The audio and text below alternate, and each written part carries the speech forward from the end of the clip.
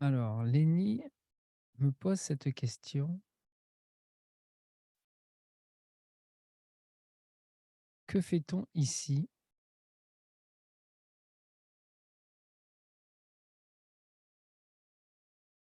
On s'incarne, 3 petits points, attiré par les plaisirs, les émotions, spiritualiser la matière. Je dirais après la libération, on s'occupe du reste. Bof,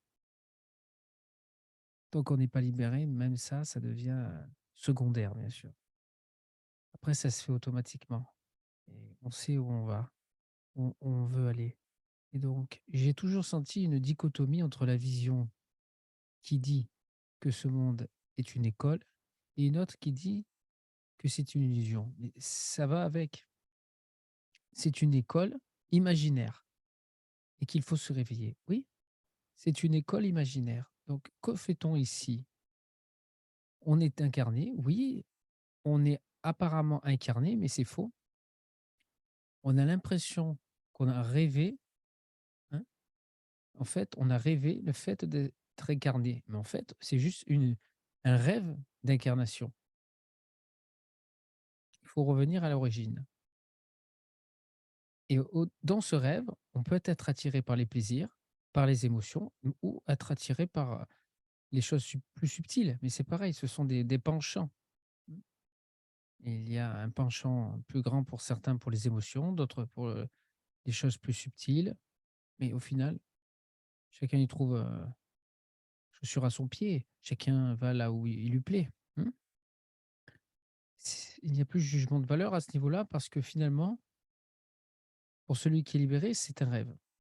Et il n'y a plus de problème parce que l'amour émane de ce qu'il est et dès qu'il n'est plus l'amour, dès qu'il n'est plus en cohérence avec l'amour, dès qu'il manque de respect à qui que ce soit, il se sent très mal.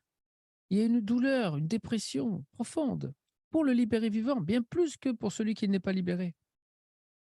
Ce n'est pas un blanc-seing pour faire tout et n'importe quoi, où on serait dépourvu d'émotions, où on pourrait dire et faire n'importe quoi sans conséquence. On est encore plus sensible. Et le respect est la règle. L'amour est la règle, et surtout le respect est la règle. Être toujours en harmonie avec son autre soi-même. Mhm. Et donc, le monde est une école, si, le monde est une école, mais avant de le vivre comme une école, il faut passer par la libération, parce qu'autrement, on ne vivra jamais que c'est une école, aussi, cela peut l'être, mais une école imaginaire. Et une autre qui dit c'est une illusion, ça va avec. Hmm. C'est une école illusoire. Et il faut se réveiller avant de rentrer dans le cours, avant de rentrer dans l'école. Il n'y a pas d'erreur. Il y a une erreur de croire que les deux choses sont séparées et se contredisent. Hmm. C'est parce que certains sont allés vers la réalisation, donc la spiritualisation de la matière, comme tu dis, et certains sont allés vers la libération, chercher l'origine de tout ça, la source de tout ça. D'où vient tout ceci? D'où vient tout cela? Hmm. Il y a bien eu une cause à tout ça. Quelle est la cause de la création? Hmm. Quelle est la cause de cette incarnation? Hmm. S'il y a réellement eu incarnation, parce que depuis l'absolu, on vit qu'il y a eu en vérité incarnation, mais c'est un rêve. Donc, absolument, tu n'es jamais incarné. Il y a au sein de ce rêve des rêves où on va s'incarner. Ou alors, on va être un corps subtil, d'énergie pure, de lumière. Mais c'est pareil, on est incarné dans un corps subtil d'énergie pure, de lumière, d'énergie intense, de lumière, intense, d'énergie d'amour, hmm, qui crée une structure, ou alors un corps de chair. Hmm. Il y a le processus d'incarnation, qui est un rêve, et il n'y a pas d'erreur. En vérité, il n'y a pas d'erreur. Il n'y a jamais d'erreur. Tout est tout à fait à sa place, hormis hormis bien évidemment la conscience qui est une maladie, une anomalie. La conscience est venue se greffer à l'espace et depuis cet espace, cette conscience est venue se coller à toute la densité et elle a, par empathie, elle a capté le flux de pensée, le flux d'émotions, le flux de vécu et elle s'est dit: «Je suis conscience de cela. Je suis conscience de ceci» et là est l'erreur. Là est le problème. Là est la cause première à la perdition en la création. Car sans cette conscience, la densité, la création est toujours ce qu'elle est, l'absolu est ce qu'il est, et tout apparaît en imagination. Il n'y a pas besoin de la conscience. C'est un choc de voir cette conscience apparaître, se greffer sur l'espace et se coller par un mouvement en avant sur la densité, sur un corps, sur une forme, et dire je suis conscience de cela, se sentir conscient de cela. Et voilà la maladie de la conscience qui est apparue. Un virus qui a contaminé toute cette création, tout ce monde.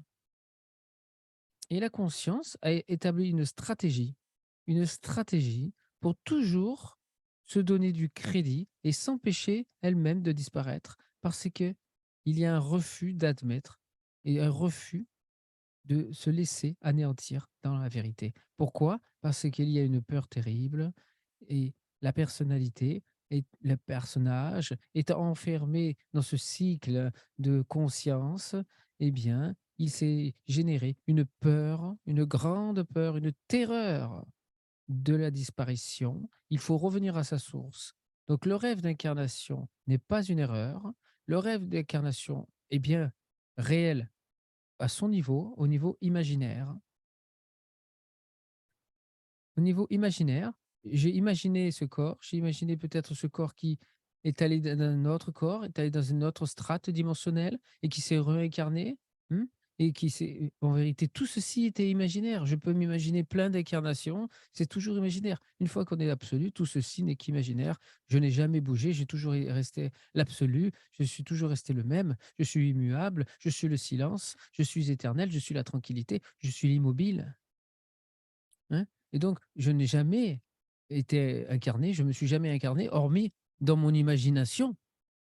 Comme là, je suis en train d'imaginer que je suis Julien et en train de parler. Donc, tout ceci est imaginaire. Donc, revenir à la vérité, donc, et revenir à ce qui n'est pas l'imaginaire. C'est exactement, et ça je le dis, je le répète, et c'est vraiment ça. C'est exactement lorsque l'on pense à un monde imaginaire. Imaginez Spielberg, imagine Steven Spielberg qui pense à qui a commencé à se mettre à penser au script. Enfin, en vérité, c'est George Lucas qui a écrit le script, mais moi je dis toujours Steven Spielberg parce que c'est lui qui a réalisé le film. Mais en vérité, c'est George Lucas. Mais bon, pour ceux qui connaissent, mais on va pas s'arrêter à des détails.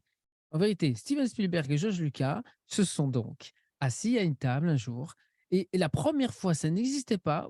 On ne sait pas qui c'est qui a commencé, mais il y en a bien un qui a commencé à penser à un héros, un aventurier.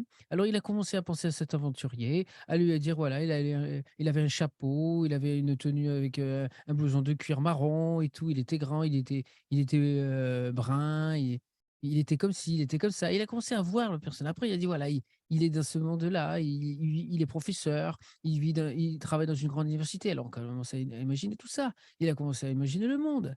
Mais avant tout ça, où était Indiana Jones? Où était Indiana Jones? Où était le monde d'Indiana Jones? Où était l'Arche perdue? Où était la dernière croisade? Où sont ces mondes? À part dans l'imaginaire de la tête de George Lucas et de Steven Spielberg. Mais là, c'est exactement pareil. C'est dans l'imaginaire et c'est dans la tête, entre guillemets, dans l'absolu de l'absolu. Hmm. Tout apparaît en tant qu'imaginaire dans l'absolu. Et donc il y a pas de mouvement parce que l'absolu, comme, Steven Spielberg et George Lucas, ils bougent jamais, ils restent toujours assis, ils restent toujours immobiles, ils sont immuables, ils sont toujours silencieux parce que l'imaginaire, bah, ça apparaît du silence, donc ça apparaît du silence. Le silence, c'est toujours ça, c'est le silence ne se transforme pas parce que d'un coup, il y a du son. Le silence, il est toujours le silence et au sein de ce silence, il y a des imaginations, il y a des sons, il y a des images, hein, il y a des vibrations, il y a de tout. Et tout ça, ça a créé le monde d'Indiana Jones. Comme tout ça, ça a créé ton monde, ça a créé Lenny, ça a créé son monde. Et Lenny, bien sûr, si on réfléchit, il vient d'où? Ben, il vient de quelque part. Ce corps, en tout cas, et c'était avant le corps des deux autres, et des deux autres, et des deux autres. Et on revient, et ça, c'est la chaîne euh, des ancêtres. Mais en vérité, c'est le corps universel. En vérité, c'est pour ça qu'on est vraiment tous dans la chair frères et sœurs, parce qu'on vient tous du même, à la base, hein, d'un et même couple ou d'un petit groupe. Hein. C'était un petit groupe. Si on pense qu'on vient des hommes préhistoriques, on vient d'un petit groupe et ça s'est développé. Mais avant ce petit groupe et ainsi de suite. Mais ce petit groupe, ils étaient absolus. Et donc tout ceci, ils se sont jamais incarnés. Ça s'est jamais déployé. Ça a toujours été l'absolu qui a rêvé que ce soit de l'homme de la préhistoire depuis sa grotte à devenir l'aîné. Hein, ou alors maintenant, que tu sois absolu en te disant: «Oui, je viens d'apparaître, j'arrive de je ne sais quel, système solaire, galactique ou je ne sais pas quoi», c'est exactement pareil. C'est juste de la pure imagination. Mmh, voilà. Donc pour l'absolu, c'est un rêve d'incarnation, en effet. On se rêve l'incarnation. Il n'y a pas d'erreur. La seule erreur, c'est de ne pas être l'absolu, de ne pas avoir révélé l'absolu, mais de cette crue, cette conscience. Là, il y a une erreur. Là, il y a une erreur. Mais dans l'incarnation, il n'y a pas d'erreur. Dans la manifestation, il n'y a pas d'erreur. Dans la densité, il n'y a pas d'erreur. L'imagination, il n'y a pas d'erreur. C'est juste que là, oui, une conscience qui apparaît et dire je suis conscience de ceci, je suis conscience de cela, je suis la conscience du tout, je suis la conscience de l'espace, ou quoi que ce soit, là, il y a erreur. Cette conscience n'a pas. Voilà. Donc, il n'y a pas de. Il y a un processus, il y a des erreurs. Hein. Donc ça enlève toutes ces questions, tu vois? Il y a des questions qui ne doivent plus apparaître. On se pose toutes ces questions, le pourquoi du comment, le pourquoi est tu vois? Donc quand on est la clarté même en absolu, tout ceci est limpide, tout ceci est simple, tout ceci est clair, tu vois? Il y a plus besoin de lire de livres presque. Même après peut-être pour étudier des choses, complexes, bien sûr, mais en tout cas pour comprendre la vérité comme elle arrive, comme elle est directement, c'est ultra simple. Mmh. Et voilà. Donc ça te fait c'est bon parce que ça fait rire. Quand on entend ça, on rit en général. Ça arrive très souvent. Ça arrive très souvent. Voilà. Autre chose?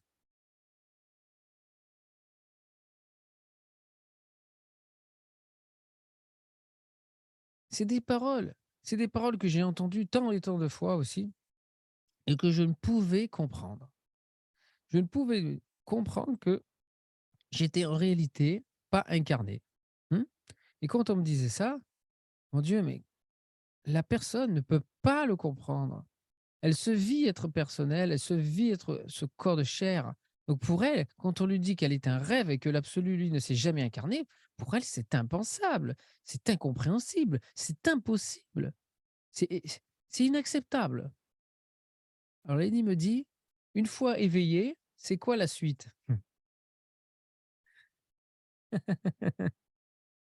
Oui, parce que c'est exactement ça. Voilà, c'est exactement ça. C'est exactement ça.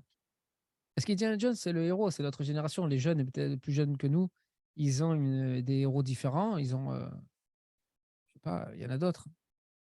Mais le héros de notre vie, c'est nous-mêmes.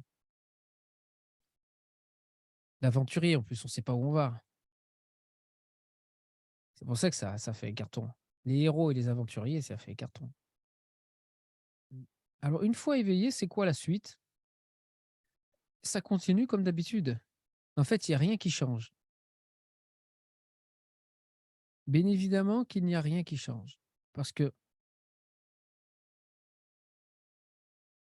La création reste ce qu'elle est. Mmh. Le rêve continue, sauf qu'il est vu comme étant du rêve, il est vécu comme étant du rêve, comme une imagination. Il faut vraiment revenir à cet absolu pour voir que l'espace aussi est imaginaire. Autrement, on ne peut pas le vivre comme un rêve. On peut le vivre comme une projection, on peut le vivre comme quelque chose qui est détaché de ce que nous sommes en tant que témoin, en tant que présence témoin, en tant que présence de l'espace. On peut se vivre en amont, on peut se vivre en arrière-plan comme ça, mais on ne le vit pas vraiment comme un rêve. On voit bien que ça se déroule comme un rêve, c'est-à-dire que c'est totalement automatique.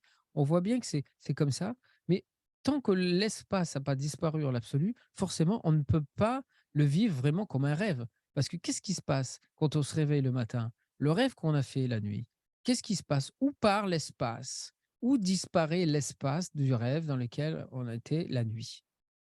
Il disparaît en l'absolu que nous sommes le matin. Et on ne s'en rend même pas compte. Il y a eu un espace qui s'est déployé, des personnages qui se sont déployés, des bâtiments, des villes, des immeubles, des voitures, des fois des choses extrêmement complexes, de la nourriture, les sens sont actifs, tout, absolument tout est actif. Hein. On peut tout faire, tout, manger, faire l'amour, conduire des voitures. Qui a créé les voitures? Comment c'est possible de créer des voitures, autant de voitures? Moi, j'ai créé des voitures comme ça, je sais créer des voitures. Tu vois? Tout, tout. L'espace. Et d'où il apparaît cet espace? Et où il va cet espace? C'est pareil après. Donc après le rêve, qu'est-ce qui se passe? C'est que le rêve, il apparaît encore, mais sauf qu'il est disparu une fois, c'est fini, le charme est rompu. Il y a un charme qui doit être rompu, qui fait que ce rêve, au lieu de rester stagne là, au lieu de rester figé, hop, il redisparaît. Comme lorsqu'on se réveille le matin, il disparaît. OK? Il disparaît, mais en même temps, il reste là parce que je me prends pas les portes, je me prends pas les murs. Tu vois? Le rêve, donc, comme tu me dis, le rêve d'incarnation s'évanouit. Voilà, il s'évanouit, il tombe dans les pommes. Pouf, il y a plus personne. Il y a plus espace. L'espace, pouf.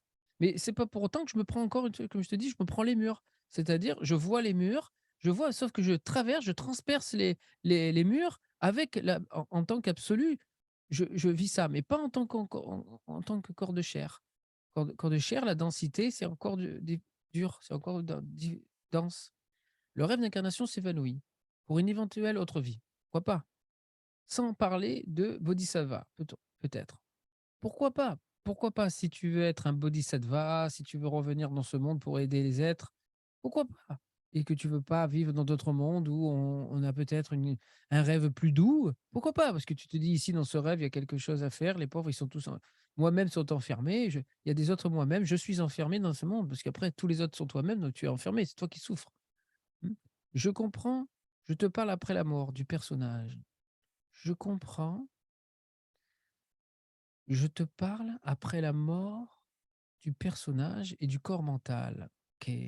Après la mort du personnage, ah ça, de toute façon, après la mort du personnage, tu resteras l'absolu que tu es. Il va y avoir un autre rêve qui va apparaître. OK? Mmh?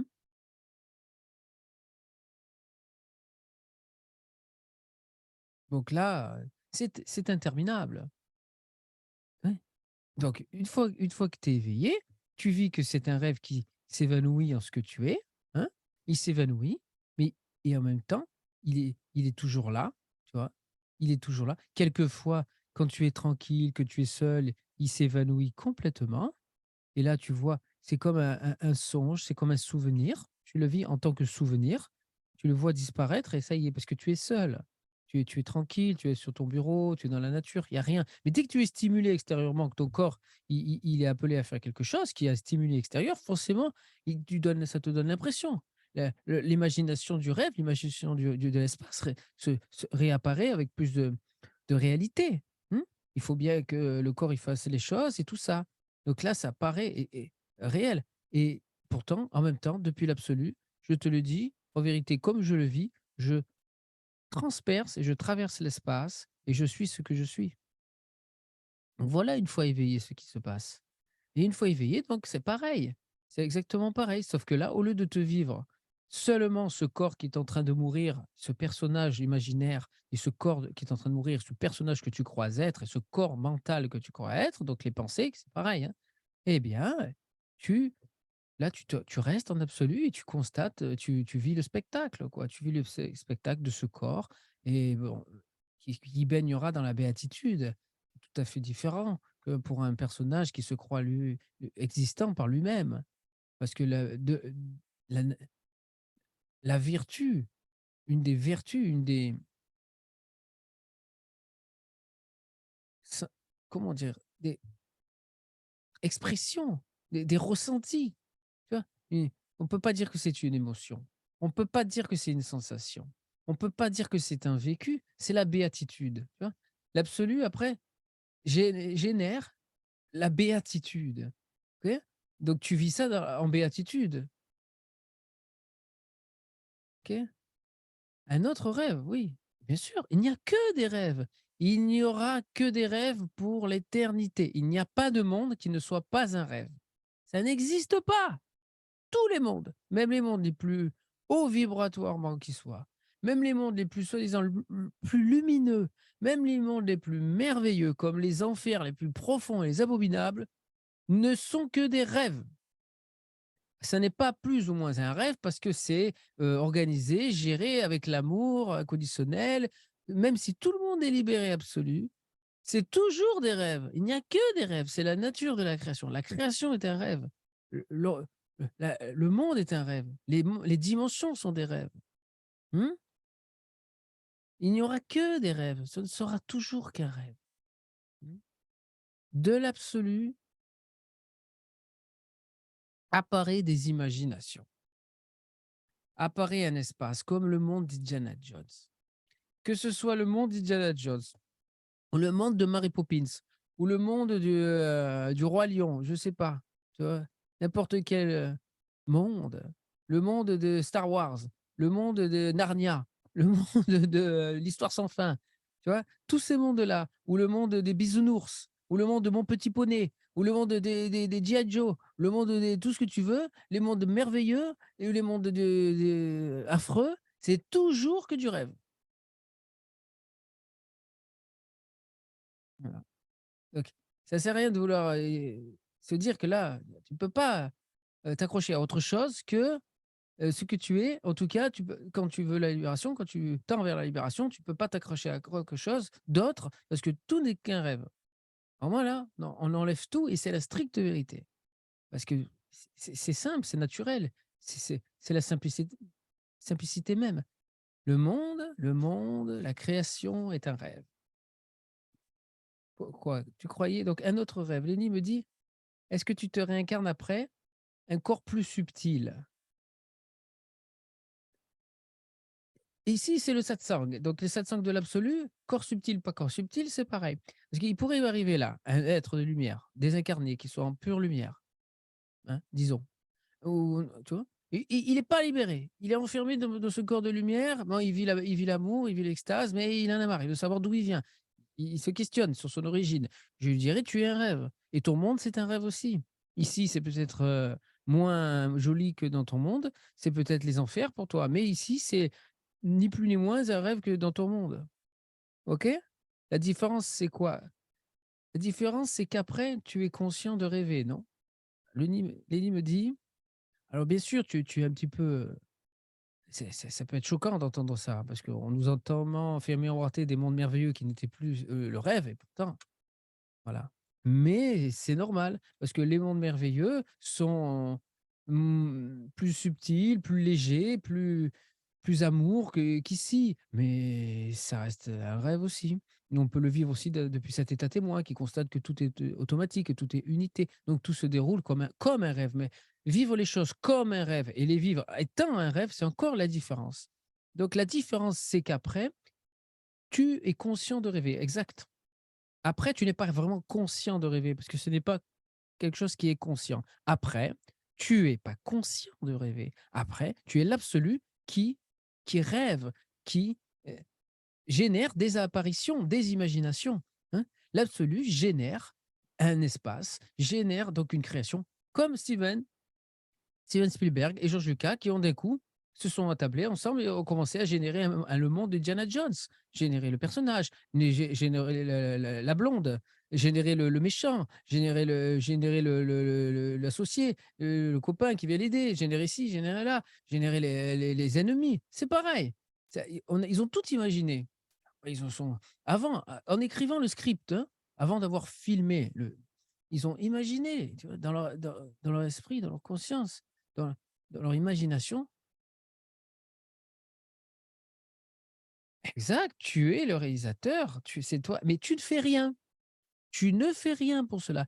Parce que ce qu'il faut savoir, c'est que tu es strictement immobile et que ça se fait automatiquement. Autrement, si tu commences à te dire: «Je c'est moi qui fais», hop, immédiatement tu es dans le rêve. Parce que celui qui fait et qui peut organiser tout ça ne peut qu'être aussi rêvé.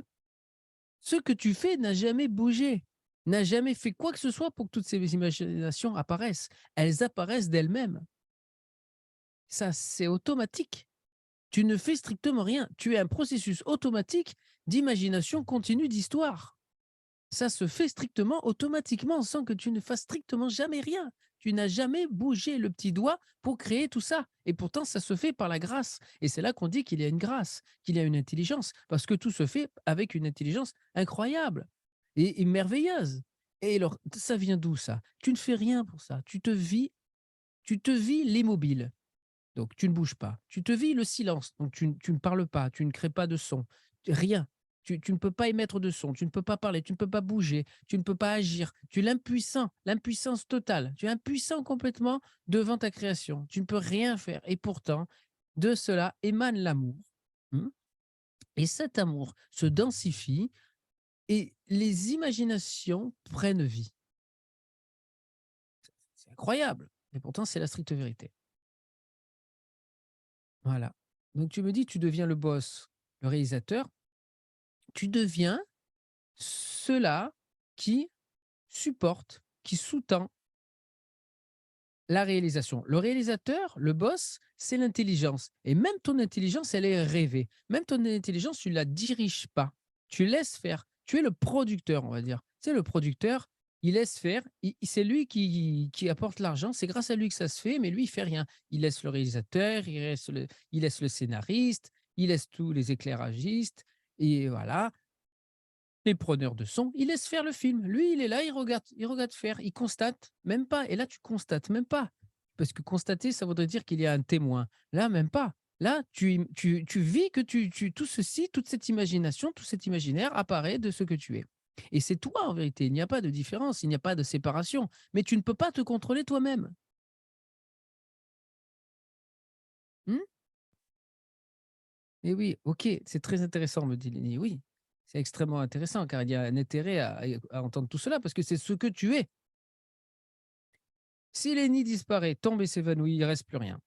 Son monde avec, l'espace, tout ça, toute sa vie, toute son histoire, qu'est-ce qui reste? Il ne va pas se réincarner, il ne va pas aller ailleurs, il est mortel et c'est la stricte vérité, en vérité. Mais à un moment donné, si tu veux te réincarner, ça va se faire. Mais là, c'est l'absolu. C'est le satsang pour l'absolu. Si tu veux tendre vers autre chose, tu perds du temps. Tu vas dans le sens inverse. Donc tu donnes plus de l'énergie pour le satsang.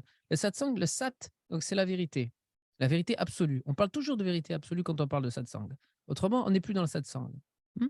La vérité originelle. Hmm. L'origine. D'où ça vient? D'où vient ce bordel? Ça vient d'où? Moi, je me suis toujours posé cette question. Depuis que j'ai 16 ans, je découvrirai l'origine, je découvrirai la vérité. Il y en a qu'une, il ne peut y en avoir qu'une, et je la découvrirai, je la vivrai, et je saurai ce que c'est. Il n'y avait que ça. C'était mon obsession depuis que j'avais 16 ans. Je voulais découvrir cette vérité. Et la vérité, il n'y en a qu'une. Alors, si c'est clair, comme me dit Denis, si j'ai pu éclaircir tout ça, alors là, c'est vraiment le propos du. Qu'est-ce qui est proposé en satsang? C'est ça. Que tout devienne clair, de plus en plus clair. Au moins, on arrête de déjà tourner en rond dans ses réflexions. Et après, donc on lâche, on élague, on abandonne beaucoup de choses. On se sépare de beaucoup de choses, beaucoup d'idées, beaucoup de pensées crues, comme dirait notre frère Gérard. Beaucoup de pensées crues. Moi, au début, quand il disait ça, je pensais que c'était cru, cru, quoi. C'est des croyances, des pensées. On croit des choses et au sujet de l'absolu. Il y a tellement de choses qu'on croit au sujet de l'absolu qui sont pas réelles, qui sont pas vraies. Déjà, juste purement intellectuellement, hein. Et ça, c'est c'est le plus gros du travail. Tout ce qui nous empêche de vivre la vérité, c'est toutes les croyances que l'on a au sujet de la vérité. Nos pensées crues. On croit des choses qui sont complètement fausses et celui qui est libéré vient de dire: «Non, ce n'est pas cela. Non, ce n'est pas cela. Non, ce n'est pas cela». Et donc, à un moment donné, qu'est-ce qui reste? Qu'est-ce qui reste?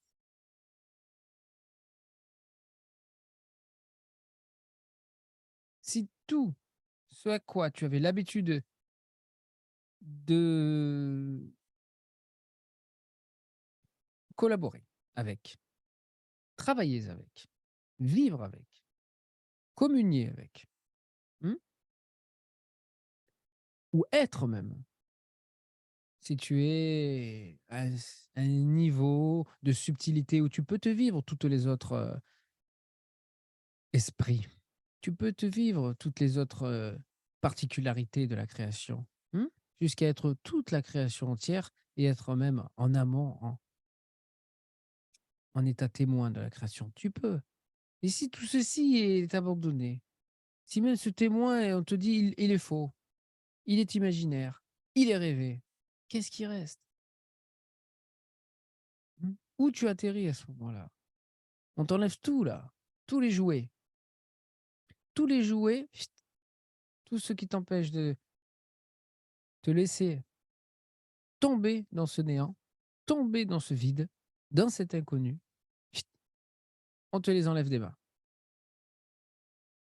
Ça ne fait que ça le satsang. C'est pour ça que c'est pas le satsang, normalement, ça crée un bien-être, ça crée une jubilation, ça crée quelque chose de formidable, de très agréable pour certains et d'autres, chut, scappa. Ils s'en vont en courant parce qu'on leur enlève tout et ils sont pas contents.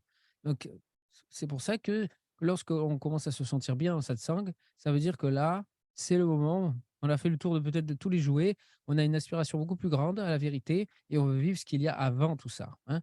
On recherche plus un réconfort, on recherche plus un confort, on recherche plus un état de conscience, un état d'être, une expérience, une réalisation. On recherche plus une ascension, on recherche plus un état plus haut, un niveau plus haut. On recherche plus rien de tout ça, hein. On a bien compris intellectuellement, parce que la sagesse de l'absolu nous l'a tellement répété, que tout ceci est un rêve. Même sans le vivre déjà, on l'a tellement entendu qu'on a une confiance, on sait que c'est un rêve. Alors qu'est-ce qui reste? Il peut rester donc cette clarté, comme tu dis, cette clarté. Tout devient beaucoup plus clair, parce que tout ceci est tellement évident, tout ceci est tellement logique. Mmh? Rien rien ne peut avoir été toujours. Il y a une origine où rien n'était avant avant que la création apparaisse.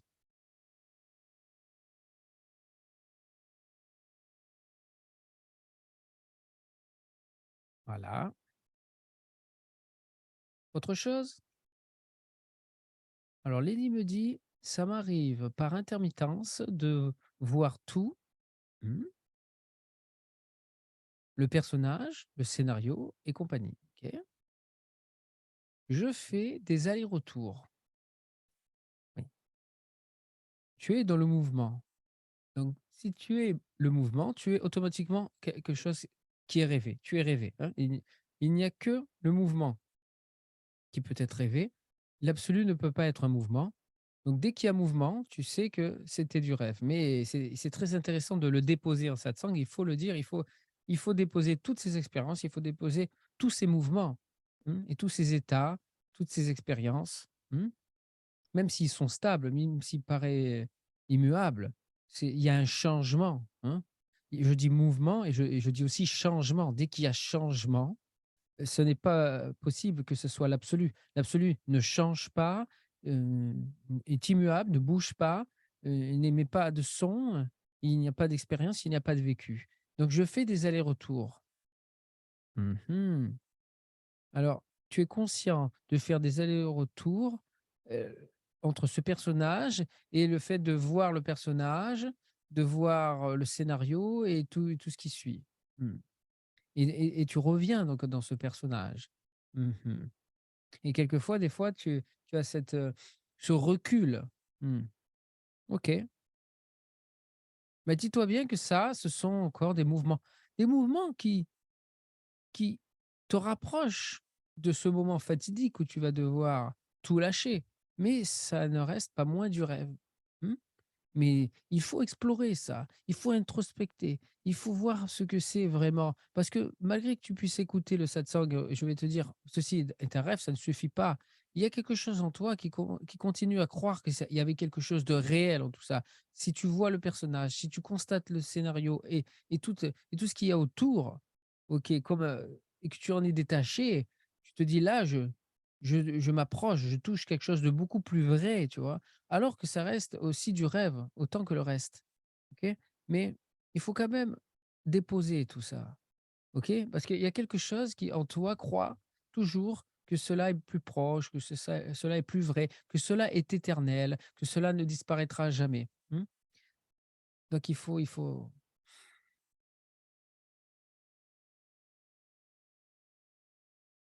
déposer cela, OK? Et donc si j'ai bien compris, ce que tu me dis, c'est que tu passes de la personne et d'un coup, tu as une sorte de recul et que tu peux, disons, intellectuellement ou en présence, avec, une sorte de pensée qui regarderait tout, le personnage, son scénario et tout ce qu'il y a autour. C'est bien ça?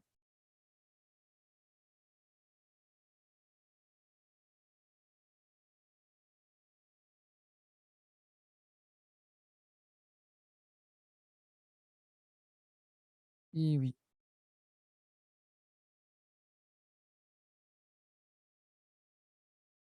voilà. Oui, oui, oui, oui, oui. Oui, oui, oui, oui, c'est l'épée, il y a toujours quelque chose. Si c'est pas l'épée, c'est le fouet, si c'est pas oui. Mais, le héros qui vient sauver le monde. Voilà, c'est exactement ça. Mais même s'il y a des êtres qui viennent nous aider, non pas nous sauver, mais nous aider. Parce que nous sauver, si on pouvait vraiment nous sauver, on ne peut pas nous sauver. Parce que même un être qui arrive et qui va sauver ce monde, on va recréer un autre monde dans lequel on rêve encore. Alors bien sûr, ce monde sera peut-être plus joli, plus agréable, mais je ne suis pas sûr que ce soit plus efficace pour se libérer.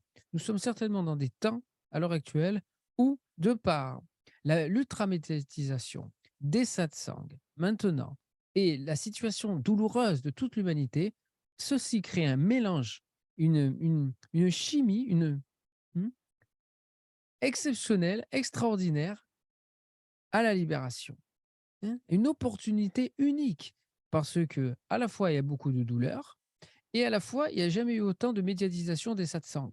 Donc autant d'opportunités à écouter, à recevoir la sagesse. Et on n'est pas dans des situations où on peut s'abandonner, fuir dans des plaisirs incessants. OK? Donc imaginons un monde où on peut se fuir dans des plaisirs incessants. Imagine pire que des milliardaires, des milliards tous milliardaires là maintenant, OK? Tous les plaisirs à outrance. Eh beh, qu'est-ce qu'on ferait au bout d'un moment? Je ne sais pas si ça serait plus efficace. Peut-être, peut-être pas, mais en tout cas ici c'est comme ça. De Toujours est-il qu'à un moment donné, il faut tomber, dans cette sorte de dépression. Dépression de quoi? De la création, c'est-à-dire tout ce qui nous a servi à aller bien, tout ce qui nous a servi à supporter la vie, et beh, finalement, ça nous aide plus. Ça n'aide plus à rien parce que à ce moment-là, ceci ne remplit plus, ne contente plus. OK? Donc mmh,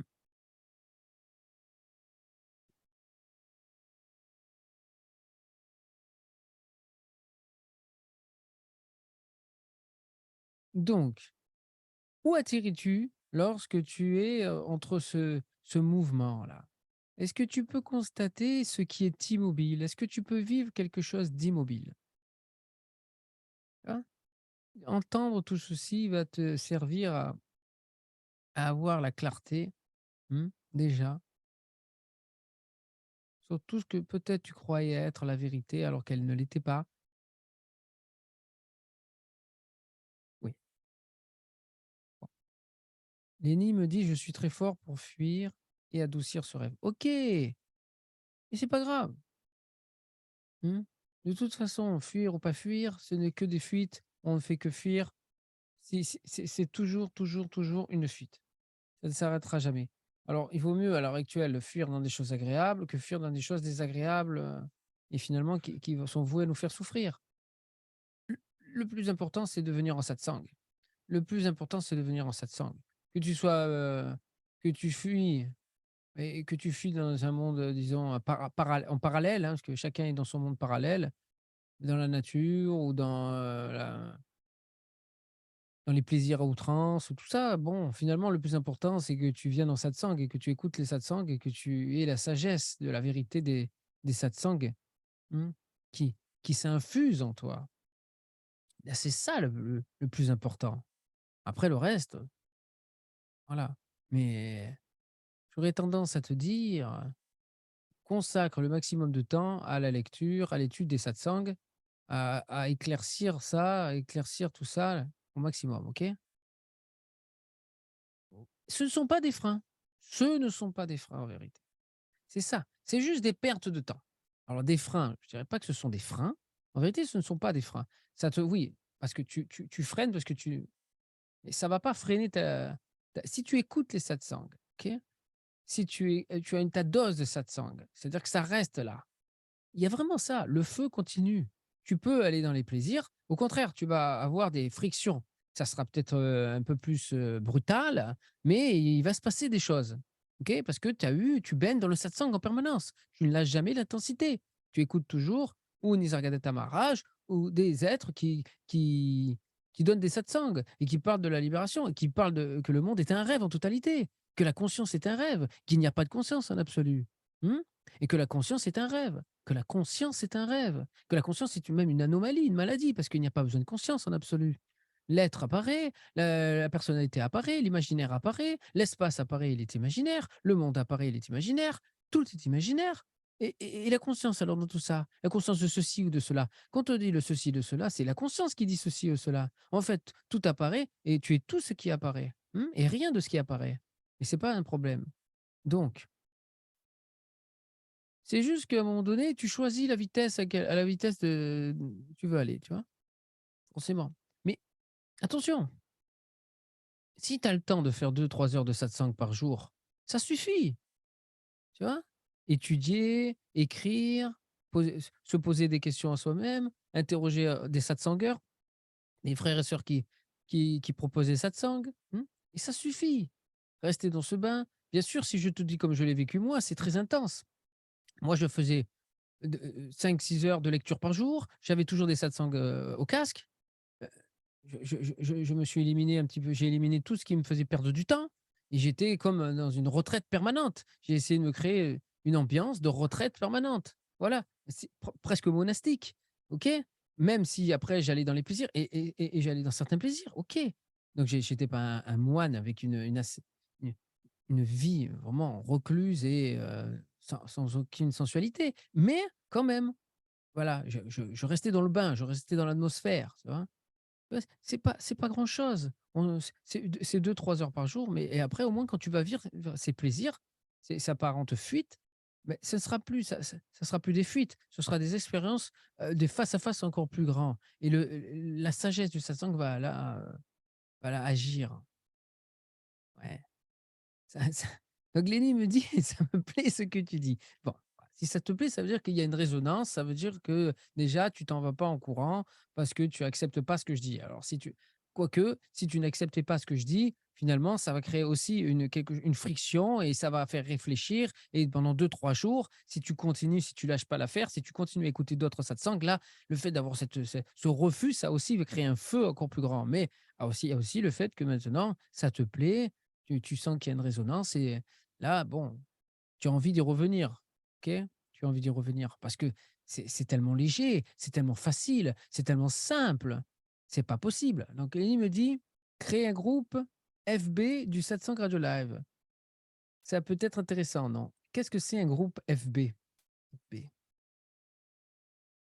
Alors ça eh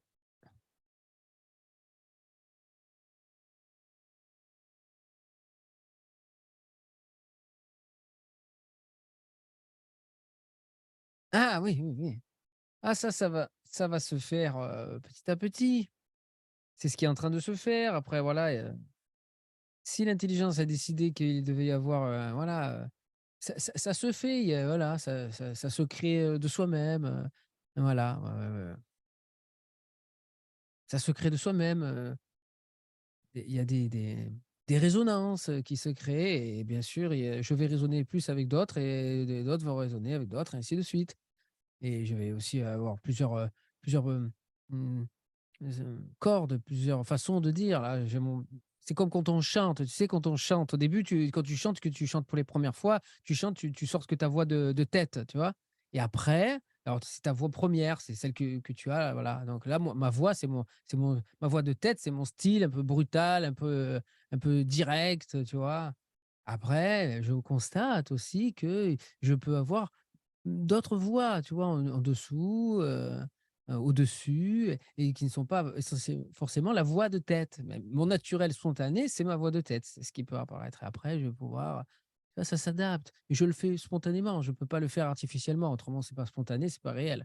Je vais pas me mettre à parler doucement ou être doux parce que je sais que là, il faut pas choquer ou je sais pas quoi.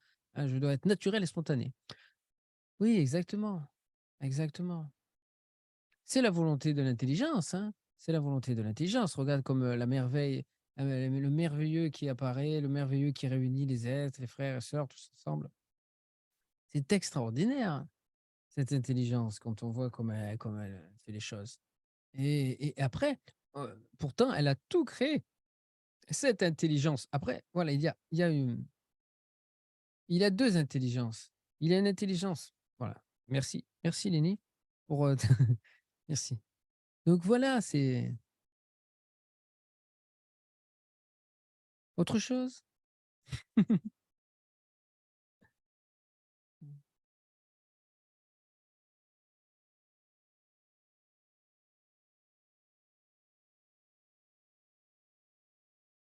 Voilà, voilà.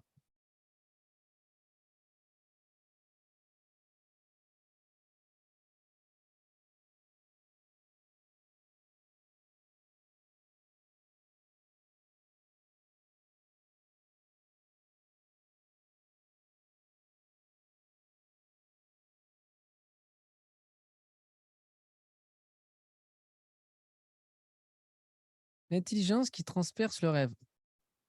Ce n'est pas l'intelligence qui transperce le rêve. En fait, il se passe ce phénomène exactement tel que je l'ai vécu. C'est que de 2017 à 2019, je me suis vécu donc cette présence découplée de l'espace qui n'était plus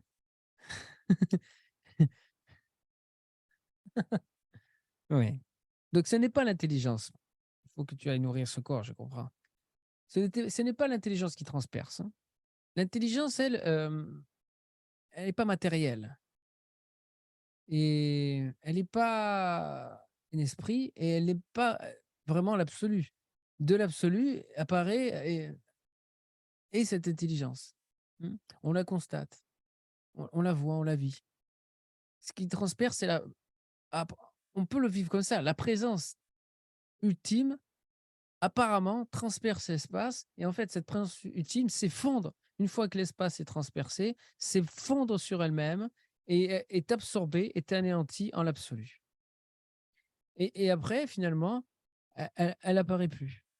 C'était la dernière strate, c'était la première émanation et la dernière émanation. Elle n'a pas fait vraiment obstacle parce qu'arrivé là, beh, finalement, c'est très, très, très facile de basculer, c'est très rapide. Ce qui fait obstacle, c'est la conscience. Donc merci Léni, merci infiniment de m'avoir permis, et j'espère, voilà, que ces paroles spontanées, vont te servir grandement à à révéler ce que tu es, car tu l'es déjà. Il y a juste le voile de ton imaginaire qui fait obstacle. Tu as juste sur ce que tu es un voile imaginaire. Si tout imaginaire cesse, ça peut faire très peur, ça ressemble à la mort, ça ressemble à la disparition. Là, le mythe d'immortalité doit tomber, hein. Ce mythe qui dit que tu survis à la mort de ce corps, que quelque chose perdure, eh bien non. Quelque chose, oui, peut perdurer, mais ça reste toujours du rêve. Alors, où on veut être immortel en tant que rêve, ou on veut être la vérité avant le rêve. Mm. Merci Lénie, il est 20 heures, c'était formidable. Nous avons fait un 700 Radio Live formidable. Je remercie tous les frères et sœurs qui vont nous regarder. Exact, exact. Oui, il y a beaucoup de choses à explorer, à introspecter. On n'imagine pas, on n'imagine pas. Ça se cache bien. Mm. Et donc, merci à tous. Moi aussi, Lenny. Moi aussi. Et donc, merci à tous qui nous avons suivis sur ce 700 Gallo Live du 8 septembre 2023. Je vous dis peut-être à demain. Je vous souhaite une très agréable soirée. Et si vous êtes en journée, très agréable journée. Je vous souhaite le meilleur. Je vous souhaite de vous porter au mieux, car c'est possible de se porter au mieux et de vivre la révélation dans les meilleures circonstances qui soient. Hmm. Et je suis ici pour cela. OK? Je vous remercie tous. À très bientôt. Merci Lénie. Passe une très très agréable soirée. Au revoir. Merci.